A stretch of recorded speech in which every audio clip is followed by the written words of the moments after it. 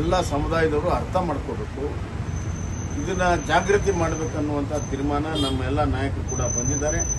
ನಮ್ಮ ಪಕ್ಷದ ಅಧ್ಯಕ್ಷರು, ಲೀಡರ್ ಆಫ್ ಅಪೋಸಿಷನ್ ಕೌನ್ಸಿಲ್ ಮತ್ತು ಅಸೆಂಬ್ಲಿ ಮತ್ತು ಇಂದಿನ ಸಚಿವರಾದಂಥ ನಮ್ಮ ಸಂಸತ್ ಸದಸ್ಯರು ಕಾರಜೋಳವರು, ನಾರಾಯಣ ಸ್ವಾಮಿಯವರು, ಇಂದಿನ ಮಂತ್ರಿಗಳು, ನಮ್ಮ ರವಿಕುಮಾರ್ ಅವರು, ನಮ್ಮ ದಲಿತ ಸಮುದಾಯದ ಹೋರಾಟದಿಂದ ಬಂದಂಥ ಎನ್ ಮಹೇಶ್ ಅವರು, ಎಲ್ಲರ ಅಭಿಪ್ರಾಯ ಇದು ಜಾಗೃತಿ ಮಾಡಿಸ್ಬೇಕು ಮತ್ತು ನ್ಯಾಯವನ್ನು SC/ST ಸಮುದಾಯಕ್ಕೆ ನೈಜವಾಗಿರುವಂಥ ನ್ಯಾಯವನ್ನು ಕೊಡಿಸಬೇಕು ಅನ್ನುವಂಥ ಒಂದು ತೀರ್ಮಾನವನ್ನು ಇವತ್ತು ನಾವೆಲ್ಲರೂ ಸೇರಿ ಮಾಡಿದ್ದೇವೆ.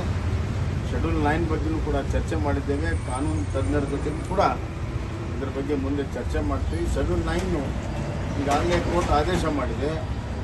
ಶೆಡ್ಯೂಲ್ 9 ಬಂದ ತಕ್ಷಣವೇ ಅದು ಪ್ರಶ್ನಾತೀತ ಅಲ್ಲ, it can be question, it can be reviewed ಅಂತ ಈಗಾಗಲೇ 2007ರಲ್ಲಿನೇ ಸುಪ್ರೀಂ ಕೋರ್ಟ್ ಹೇಳಿದ್ದರಿಂದ ಅದಕ್ಕೆ ಶೆಡ್ಯೂಲ್ 9ಗೆ ಏನು ಒಂದು ರಕ್ಷಣೆ ಸಿಗಬೇಕು ಅದು ಸಿಗೋದಿಲ್ಲ ಅಂತ ಕೂಡ ಗೊತ್ತಿದ್ದರೂ ಕೂಡ ಅದನ್ನು ಮುಂದಿಟ್ಟುಕೊಂಡು ತಮ್ಮ ತಪ್ಪನ್ನು ಮುಚ್ಚಿಕೊಳ್ಳುವಂಥ ಪ್ರಯತ್ನ ಏನು ರಾಜ್ಯ ಸರ್ಕಾರ ಮಾಡ್ತಾ ಇದೆ ಅದರ ವಿರುದ್ಧ ನಾವು ರಾಜ್ಯಾದ್ಯಂತ ಹಲವಾರು ಸ್ತರಗಳಲ್ಲಿ ಹಲವಾರು ರೀತಿಯಲ್ಲಿ ಹೋರಾಟವನ್ನು ಮಾಡಬೇಕು ಅನ್ನುವಂಥದ್ದು ಇವತ್ತಿನ ನಮ್ಮ ಮೀಟಿಂಗಿನ ಅಭಿಪ್ರಾಯ. ಇದನ್ನು ನಮ್ಮ ರಾಜ್ಯ ಸಮಿತಿ ಮುಂದೆ ರಾಜ್ಯ ಅಧ್ಯಕ್ಷರು ಮತ್ತು ಎಲ್ಲ ಪ್ರಮುಖರ ಮುಂದೆ ಇಟ್ಟು ಮುಂದಿನ ರೂಪುರೇಷೆಗಳನ್ನು ಅಂತಿಮಗೊಳಿಸಿ ಅವತ್ತೇನು ನಾವು ಹೋರಾಟ ಮಾಡಬೇಕಂತ ಮಾಡಿದ್ವಿ, ನಿರ್ಣಯ ಕಾಯ್ತಾ ಇದ್ವಿ.